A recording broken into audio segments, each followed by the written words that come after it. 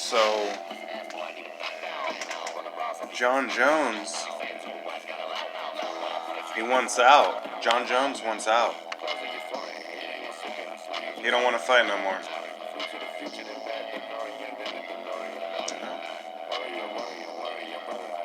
He finally got his first L against Reyes. He got his L's versus, you know what I'm saying? Everybody knows he lost. I didn't even watch the fight. I couldn't afford to watch the fight. But I get on the website, I get on that UFC website, and I look at the point system. How many times you hit somebody, where you hit them, you know, who gets the takedowns, how long do they hold the person down? You know, are they landing any ground strikes after they get the takedown? You know, Reyes lost that fight. You know, not to be rude, but he brought his I really don't want to say it, but he brought his crackhead grandma into the ring. You know, and he really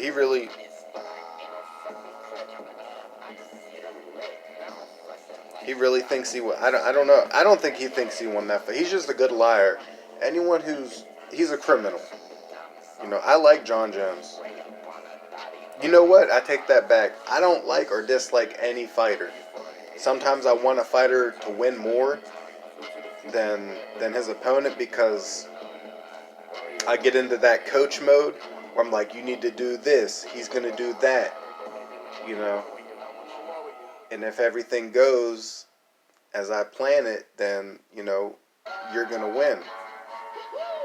But I don't like or dislike any. I don't care what. No one's done anything to make me dislike them. Like, you know, John Jones, he talks shit to the police or whatever. You know, he snorts coke. That's a part of the lifestyle. When you're famous, when he first became famous, everybody loved John Jones. You know, he was 22, maybe 23 years old when he won the title. You know, he's beating grown-ass men at 23 years old. He don't even got calf muscles yet. His legs were like twigs. But, you know, he's probably with Iron Man sniffing coke lines.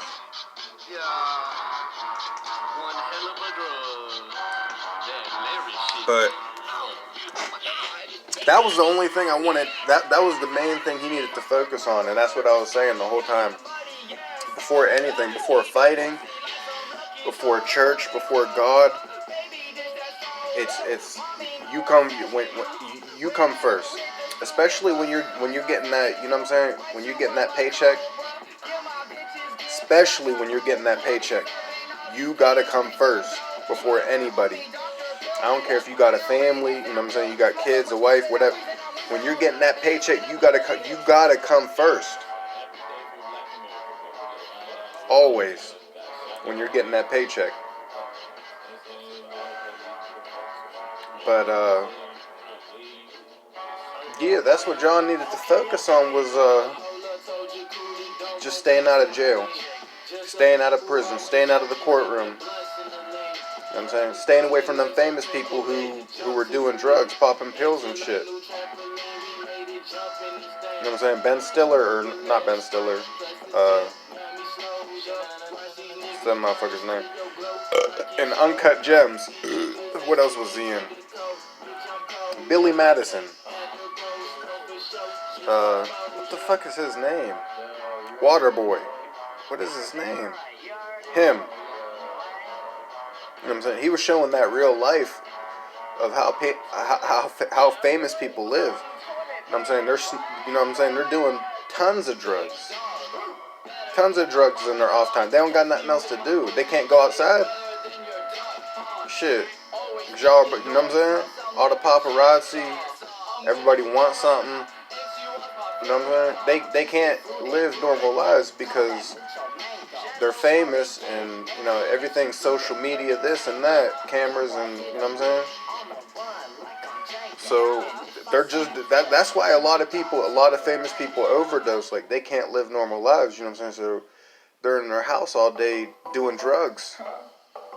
But John needs to stay away from them people because like if your mental game, your mental status, like you got to be so strong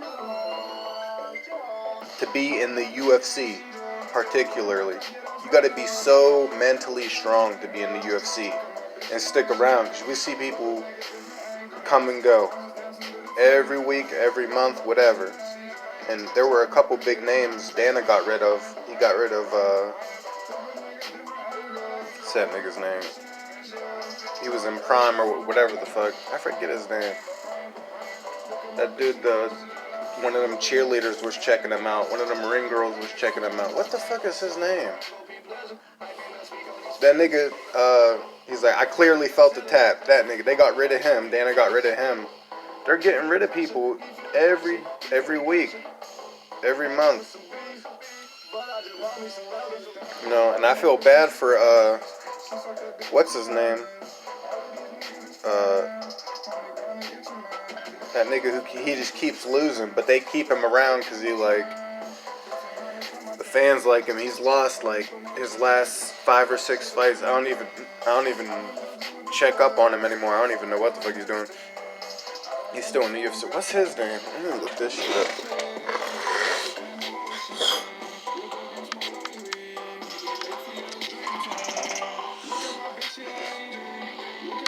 What's his name?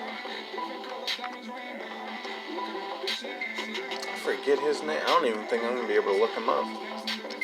What is his name? I don't want to waste time. He's I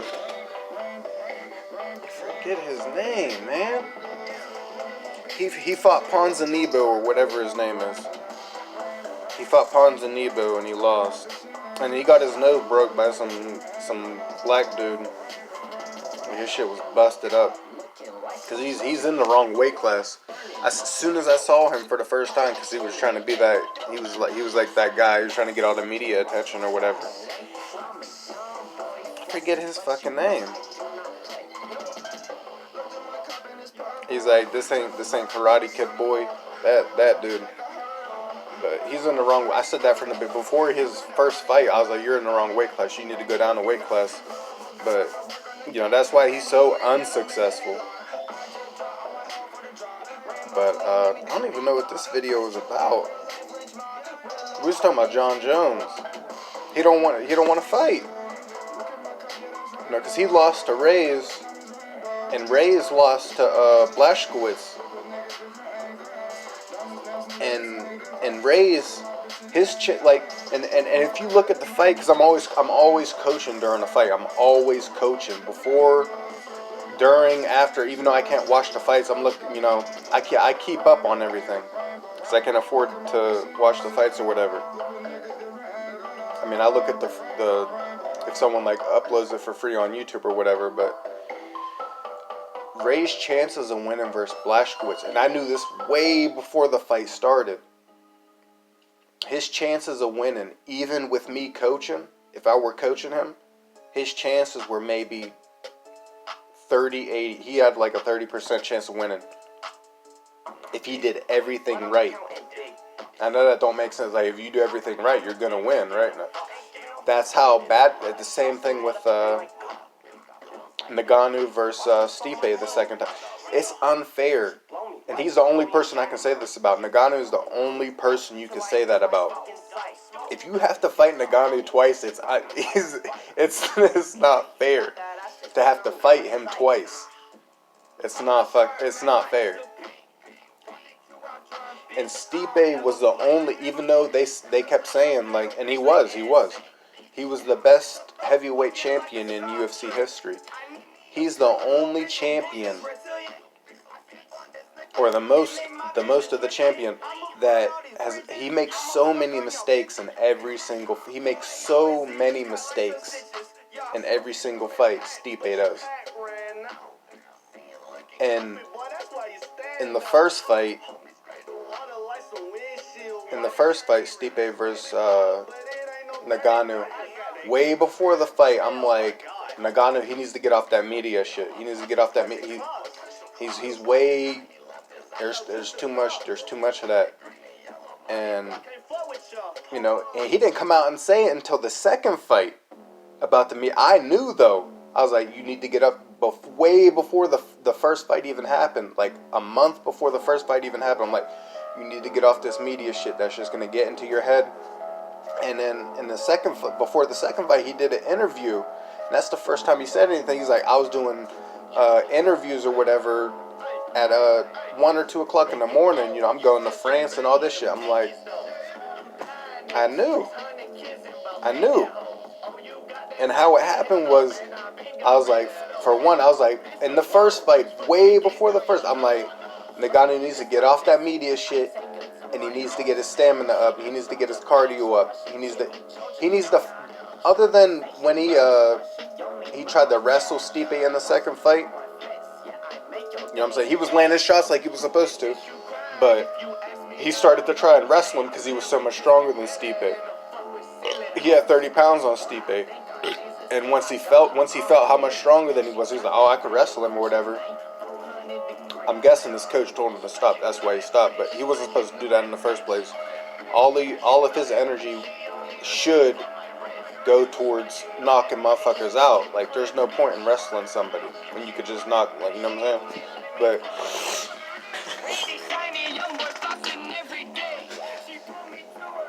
But yeah, it was all that media shit in his head, and he was doing interviews with that UFC bitch.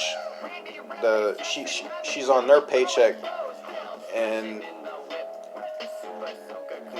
when them thoughts get into your head, and you think you gotta do all this media shit, and you know what I'm saying, you gotta be. That's where he fucked up. But all I wanted him to do before the first fight, like I said, I knew everything before the first fight.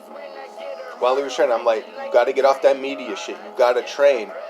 And the only place I wanted him to train was at that Las Vegas, that UFC facility in Nevada.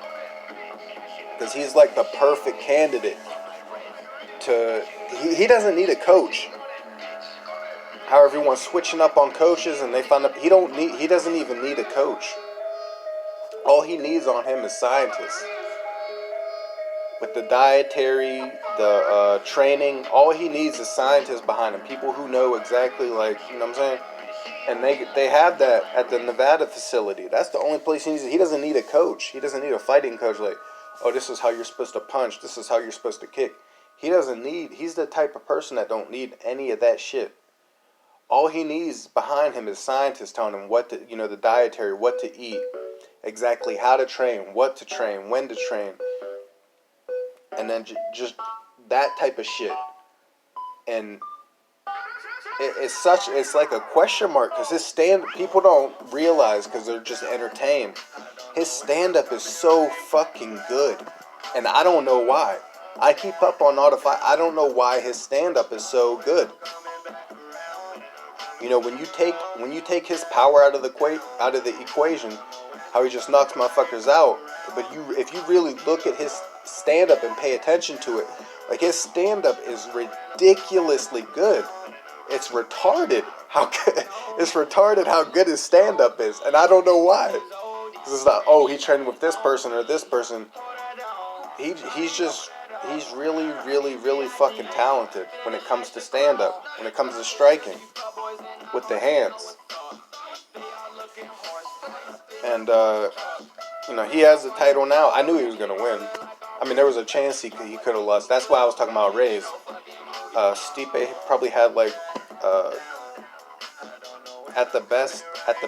That's why I said it's unfair to face Nagano twice. But at the very best, Stipe had I really don't want to say a 30%. I might have said that. His very best, like if he fought a perfect fight, he'd have had like a 30% chance of winning. But and for Stipe to win, I was coaching Stipe before the fight too. Like, in my head, I like to do that type of shit. But and it's disgusting how he did nothing that whole fight. He was so passive. He didn't throw any. And it's like he was judging Ngannou because of Ngannou's fight with Derek Lewis. How he was so timid. He didn't want to fight. He didn't want to strike. And he was treating him. Stipe was treating him like he was about to do that. Stipe and his coaches thought that the pressure of having another title fight was going to get to him, kind of like how he fought with Derek Lewis after the loss versus Stipe. So Stipe didn't throw any strikes at all in the first couple minutes. He was treating Ngannou like a dummy, and Ngannou's not a dummy. I'm saying everyone has their problems, everyone has their issues, everyone goes through things, but at the end of the day, Ngannou is like no one else in the UFC. He's like no one ever. He's the first of his kind. He's like I said, he's the first person I could ever say, like, no one's going to want trilogy fights with Ngannou. It's not fair to have to fight him twice. If you get lucky enough to win against Ngannou once, you take that shit and you retire. It's not fair to have to fight him twice. He's that fucking good. Let alone 3 times in a trilogy. He's the only fighter I can say it's unfair to have to fight him twice. But what I wanted Stipe to do in that fight was he was so timid he didn't throw any punches. But if he was going to win that fight, he was going to have to train really hard. And I saw the body shots against Cormier. But that's what he was going to have to focus on. He was going to have to focus on his speed. And Ngannou's, you can't run from Ngannou. Some people try to run, get their space and run away for a second. You can't do that against Stipe. He will chase you down, and his fist is ready at all times. Because he's like, And another thing about Ngannou, and that's the way he lost. I might get back to that if I remember, but what I wanted Stipe to do was only 100% body shots off the bat, and the only time he would be striking is what I wanted was when he needed to get away, because you can't run from Ngannou. So every time he needed to get away, and the only time he was throwing punches, what I wanted was for him to go to the body, just one body punch as hard as he could, as fast as he could, take the wind out of him to take some of that power away, and then get out of the way. That's the only time I wanted him to strike. Just keeping that, because just keeping that distance, and then soon as he got close, as soon as Ngannou got close, you're changing levels, and that's the only time we're changing levels. That's the only time we're changing levels, and that's the only time we're striking. As soon as Ngannou gets close, we're changing levels. One body shot, and we're out. We're taking the wind out of him, and then we're out. Because whether he hits us or not, that's the only way you can take. And this is what I wanted to get back to. That's the only way you can take power away from Ngannou. And that's the most dangerous thing about Ngannou. When he's coming forward, and Stipe had a knockout reel against that one when he won the championship, when he won the belt. He caught that dude coming forward at him, and he knocked him out. He's out. He's always at 100%. Ngannou's always at 100%. When he's coming forward, if you hit him, he's still coming at you with 100%. So you can't. Oh, I'm gonna catch him coming forward and knock. You can't. He's the only person. He's the only fighter in the UFC. You can't do that to him. You can't knock him out. You might be able to hurt him, but it's not gonna affect him. It doesn't affect him. You can't come into a fight with Ngannou thinking I'm gonna hurt him, or I'm gonna hurt him and knock him out. You can't do that against Ngannou. He's always on. That's why he's so dangerous. And I knew that before the first fight too, or before the second fight and the first fight, whatever. he's so dangerous because he's so aggressive, and he will chase. He's not afraid, and not only is he not afraid, you can't hurt him. You can hit him with a punch, and he's still coming at 100%. That punch that he's throwing after you catch him, even if you hit him first, he's still coming at 100%. That punch is going to hit you for 100% of its power when you're going to his face. So what I wanted Stipe to do was go to the body. Really powerful. Taking the wind out. One shot to the body, and then you're out of there. And then we're missing again. As soon as we get in that situation, changing levels, hard as we can, go into the body. Take the wind out of them. You take the wind out of somebody, you take some of their power away. And versus Ngannou, you can't take his power away when you're going to the head. You can't hurt him. You know, you can't slow him down with strikes.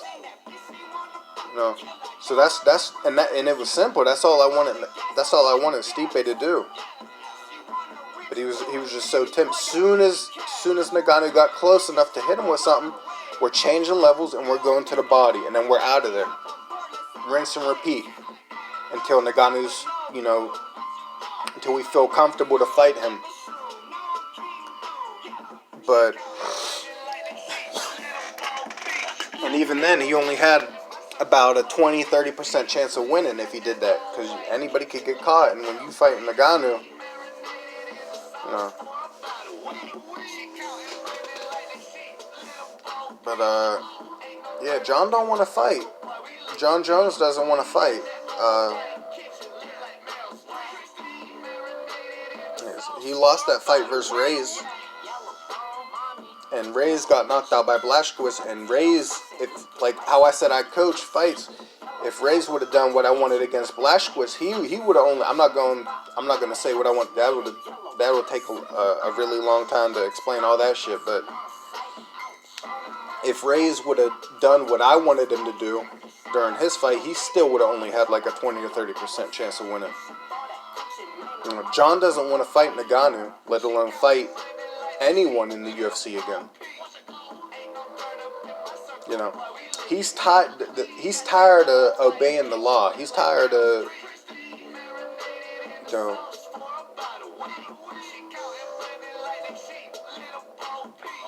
you know, John wants to do what he wants to do again. Now, he's been staying out of trouble for a couple years, but he's tired of that shit. You know, and if he goes to another company, they could do some shit to keep him on the down low. Like, he could get away with a lot of shit. You know, if he gets in trouble, he'll just call up whoever.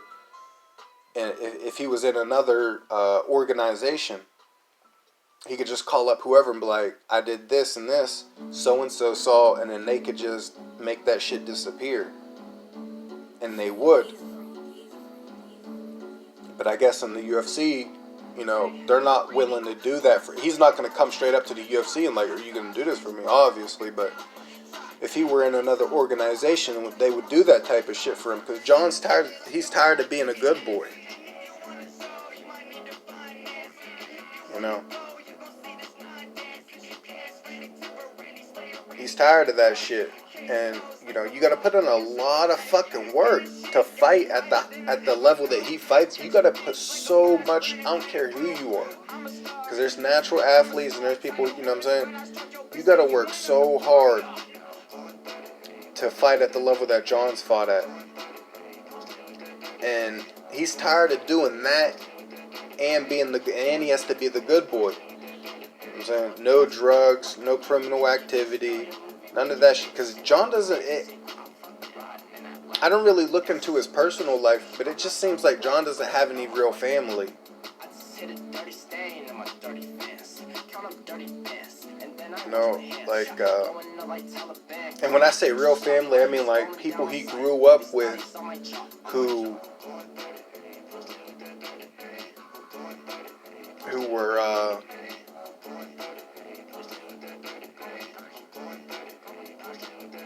I don't mean like blood. That's what I don't mean like blood. Like, John never had real friends that he grew up with. He never made any real friends that just, You know, and I'm the same way because I'm sociopathic, and I think I'm better than everyone, and that comes on even more when I meet people. You know, because I learn about people, and I see things about people, and I'm like, I'm just so much better than you. And that brings out my sociopath mentality. But that makes a lot of sense too. John's a sociopath, and that's why he does it. I don't think. I mean, I might be just judging him, but I think and like I said, I don't like or dislike any fighter. That's just the way I am. You know, sometimes I coach fights. I like this person to win or whatever, and I'll coach, you know, in my head or whatever. But I think John might be a sociopath. That's why he doesn't have any people with him. And it's really hard and everyone's different. It's really hard for him to stay away from that type of life and work as hard as he does and people don't realize that. Like for John, like when you're the champ, you gotta work. It's like a fucking job when you're the champ. You know, some top 10 people,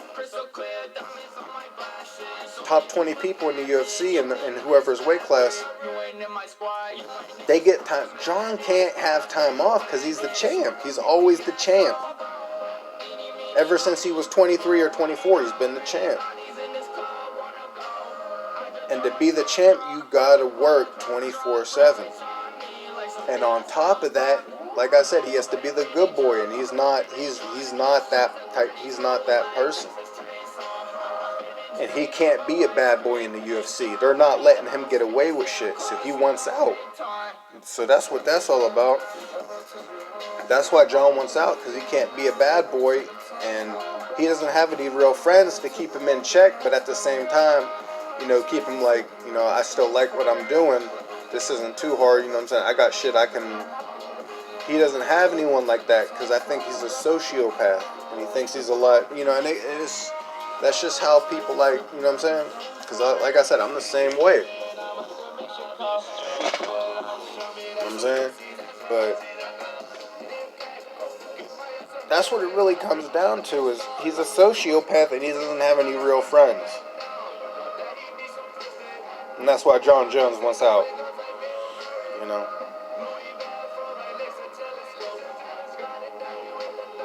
And then, like I said, plus the UFC, you know, they don't want to, you know, they're not going to let him get away with shit. Because if that shit were to come back to them, the whole organization, we're talking about billions of dollars. You know, they're not willing to risk that. Some organizations are. They're not making the type of money UFC's making. But if they were to let him get away with some shit and cover up some shit, and then, you know, the government found out, the UFC as a whole would be gone. You know, and they can't risk that. But if I was Dana White, I would just let him go. If Dana knew what I knew, you know, other than he might not be I'm pretty sure he's a sociopath though, because I am, and he shows those types of signs. I would if I was Dana White, I'd let him go. I wouldn't even make him fight again. Because he's just like, you can make people change, but like, John's, you know what I'm saying? If I was Dan, I don't got respect for John, and I don't got disrespect for John either, but if I was Dana White, you know what I'm saying, I'd have a lot of respect for John. You know, because if you could imagine, like, if Dana White could imagine, instead of having his kids, whoever his kids were, and, like, you know what I'm saying, like, the high point of his kids is throwing them, you know, a $500,000 birthday party with the Migos live, you know. But if Dana could imagine his son being a white John Jones and doing what he did from the age of 23 or whatever, whenever he became champion, and just running that shit for so long, and knowing that he's a bad boy and all the shit that he's gone through, and he's still here, he's still standing, you know. How proud would you be of your son if he was John Jones, doing everything he's done?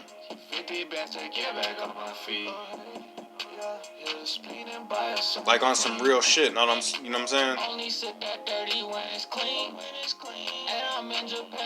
But that's what this video was about. This video was, you know, I started ranting or whatever, but John Jones don't want to be in the UFC anymore.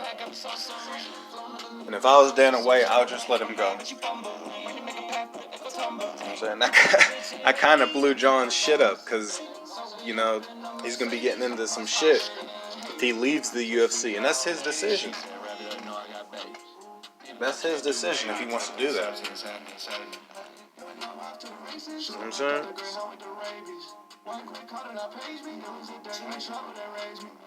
That's his choice. Dana should just let him go. You know what I'm saying? Don't try. Oh, we'll pay you this much, or you know, we'll give you this or whatever. I'll just let John go. I'll let him go because he don't want to be in the UFC. He don't want to be in the. He's tired. Like I said, man. I ain't gonna keep repeating myself. You know what I'm saying, John's tired. He don't want to keep. You know what I'm saying? He don't want to do it no more.